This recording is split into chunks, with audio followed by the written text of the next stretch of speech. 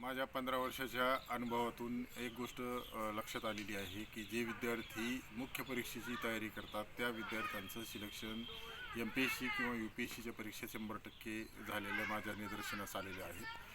तर सर्वप्रथम तुम्ही मुख्य परीक्षेची तयारी चांगली जोमदार करा, सिलेबसचा पूर्ण अवलोकन करून घ्या आणि त्यानुसार तुमची स्ट्रॅटेजी जी आहे ती सामान्य अध्ययनाचे 4 पेपर असतील, त्याचप्रमाणे ऑप्शनचे 2 पेपर MPSCसाठी, UPSCला सुद्धा तोच पॅटर्न लागू आहे आणि त्या अनुषंगाने तुमची तयारी असली पाहिजे। मुख्य परीक्षेचा ऑप्शन पेपर निवडताना तुम्हाला त्या भाषेमध्ये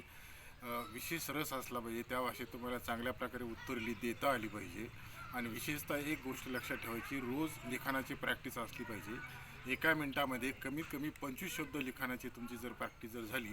तर तुम्हाला त्यामध्ये मुख्य परीक्षेला चांगल्या प्रकारे पेपर कव्हर होऊ शकतो आणि चांगले दर्जेदार मार्क्स मिळू शकतात। त्या अनुषंगाने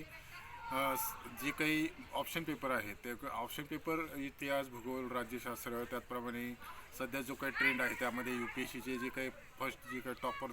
15 ते 20 विद्यार्थी आहेत त्या टॉपरचं अवलोकन केलं असता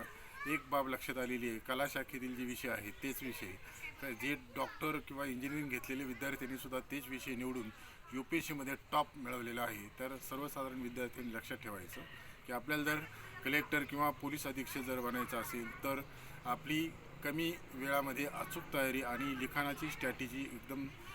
चांगली दर्जेदार असली पाहिजे, जेणेकरून आपलं सिलेक्शन 100% होऊ शकतं।